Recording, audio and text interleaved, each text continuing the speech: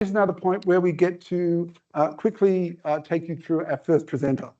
Alex, where are you, Alex? Alex, could you come on up? Oh, I'm sorry. I didn't read the program either.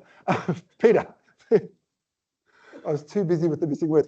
Now, Peter works for the Centre for Evaluation.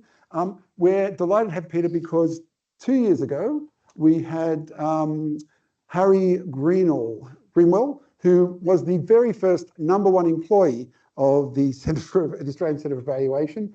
There are now, I think, 15, 18? Yeah, 18. 18 presenters. And so in a time when the rest of the world, as we said, might be revising their use of evidence-based decision-making and evidence-based in government, I think Peter is a representative of one of the exemplars of good practice in Australia. His biography is online if you want to look it up there, and I'll hand over to Peter.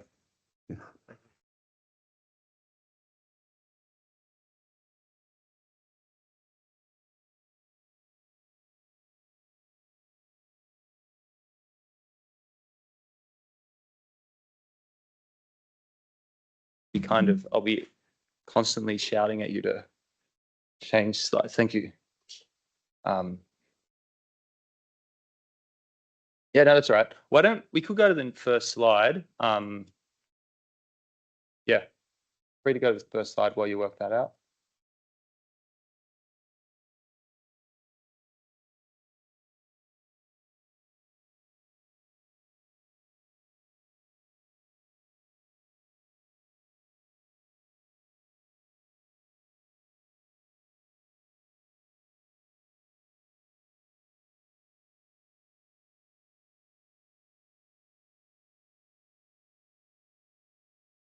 Actually, I can start giving a bit of an overview of what the first slide is. Anyway, so the Australian Centre for Evaluation, it's a branch within Commonwealth Treasury, and the focus is we've kind of got two teams. One team is focused on leadership, capability, and development. And Tig, put your hand up. Tig here is in that unit, and yeah, that's the one on the right here. And then I'm in the impact evaluation unit. We basically help with delivering evaluations, and so these are evaluations where we try to use rigorous economic methods like randomised controlled trials, regression discontinuity, differences in differences to really work out the causal effect of a program in government.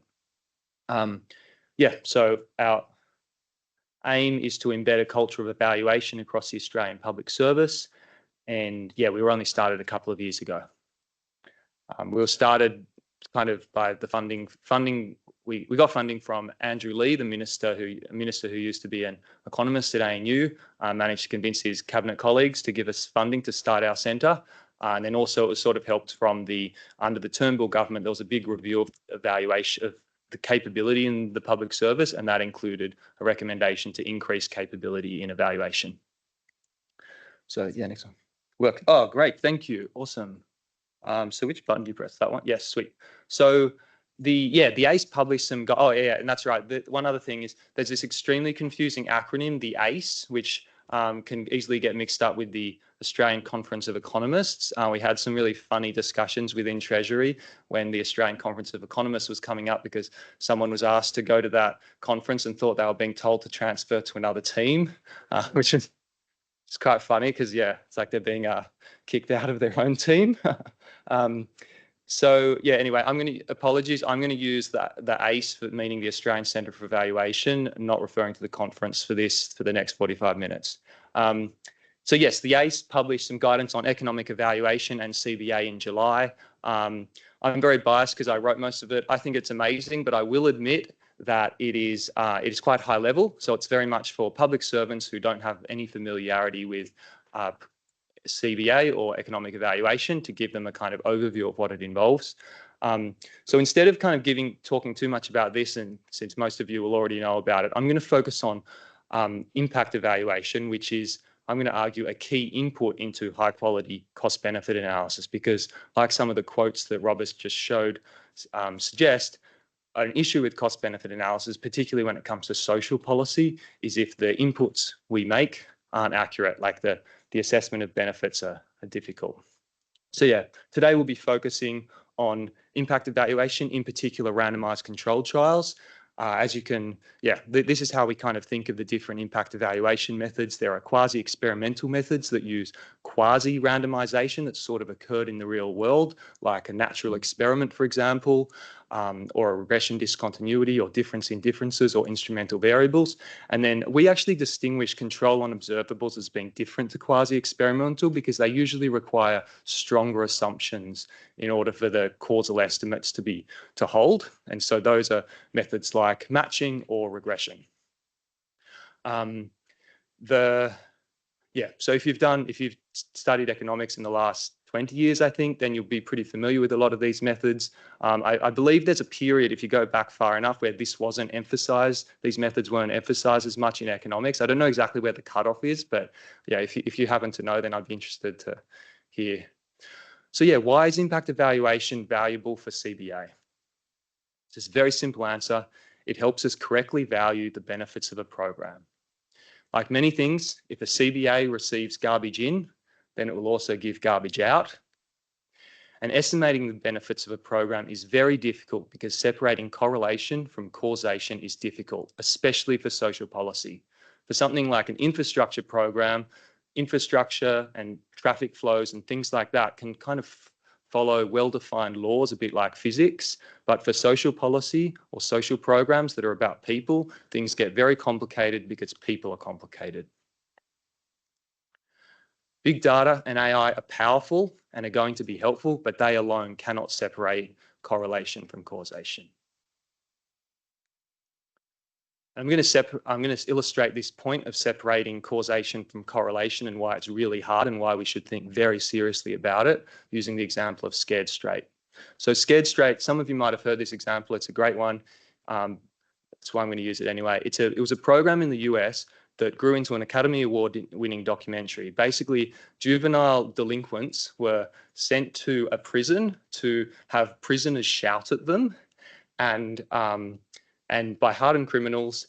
And the idea was that by having this traumatic experience, they would no longer commit crimes because they'd be afraid of going to prison. Now, how effective do you think the program would be? When I heard about this program, I was sure it would be extremely effective. I've been to a prison once, not as an inmate, just visiting, and it was very scary. It was very depressing. You saw these little kids run out to meet their dad for their one time in the week because he was locked up. It was very depressing. I thought this would turn people off forever. So let's see what they found with some research. So first, one group of researchers did a non-randomized study where they compared people who participated in the program with people who didn't participate in the program. And consistent with my intuitions, they found the program decreased crime by up to 50% for those people. So I'm thinking, yes, my intuitions are right. I can trust my own thinking. Someone else did some randomized trials, actually multiple randomized trials at this point, where they had a control group, a proper control group where they got everyone who was interested in taking part in this program and randomized, some to take part and some to not take part. They found that the program actually increased the likelihood of arrest. So our intuitions are completely wrong. And that once you now go back and think about it, this kind of makes sense, doesn't it? The people in the group that were willing to select in to participating in the program were also, they were also more willing to change or open to being corrected compared to the other group. So basically this is to illustrate selection bias. As many of you would know, it's the issue that often affects kind of correlations that we can observe in data without randomization or a quasi form of randomization.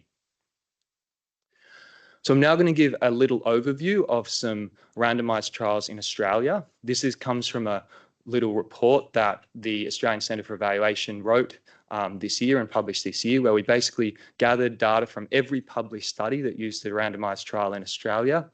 So can anyone guess how many randomized trials have been conducted in Australia on policy programs? So this isn't the clinical trials, there've been thousands of them, like in hospitals. These are just policy programs. Well, the answer is 369. And there's been a large increase over the last 10 years.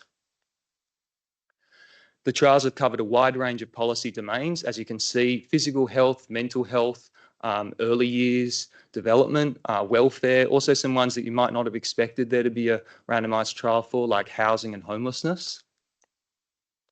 And these randomised trials have also had involvement from government and First Nations communities. So about 40% of the trials had significant government involvement or were actually run by government. And about 24 of the randomised trials were on programs or policies for First Nations Australians.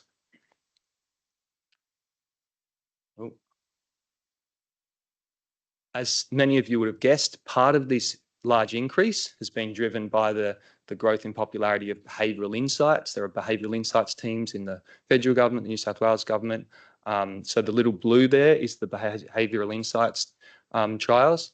But something that's also really interesting in this chart is if you look at the red, there's also been a large increase in the number of randomised trials that aren't behavioural insights trials. So yeah, for full details, this is our report that's on the Australian Centre for Evaluation website, and there's also a database in a little Excel that has all of the 369 trials. So I'm now going to turn to discussing a bit of the work that the Australian Centre for Evaluation has been doing, and particularly the trials we've conducted. So we've conducted trials with a bunch of different government departments, all in the Commonwealth Government. We've already completed 2 RCTs and a further 6 we're either supporting or about to complete. And many of them use mixed methods, so some qualitative research. These 2 I'm going to talk about in particular today. So one in the Department of Employment and Workplace Relations and one in the Australian Charities and Not-for-Profits Commission. In addition to that, we've also had completed or are completing 5 evaluations using quasi-experimental or non-experimental methods. Again, one on this apprenticeship program in the Department of Employment and Workplace Relations, and also an evaluation of a trial of Copilot within Treasury, just using Copilot in among much as the cost of doing it. And then also like when it's an existing program, the people whose program it is might be against, an economist looking into their program, for certain reasons. So have you looked into those? How much does it cost? And if there's no requirement on the team to do an RCT, why would they put money to that when they could actually just put that money towards a better program in their eyes? Yeah, great question. So in terms of cost, yes, some randomised trials are expensive, some aren't. The Australian Charities and Not-for-Profits Commission one we did was, I think the only real cost was the cost of the ethics submission, which is about $3,000.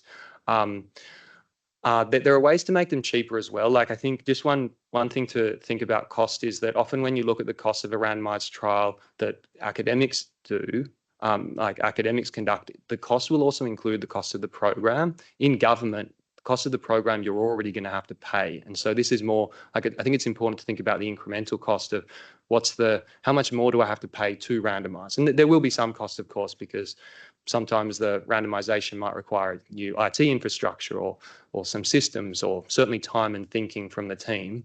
But yeah, so the other thing I'd say on cost is just if you want high quality evidence, there is a cost to it. So high quality evidence isn't always cheap, but it is worth paying for. And your second question was about, are people going to want you evaluating their programs? Yeah, this is a really interesting question.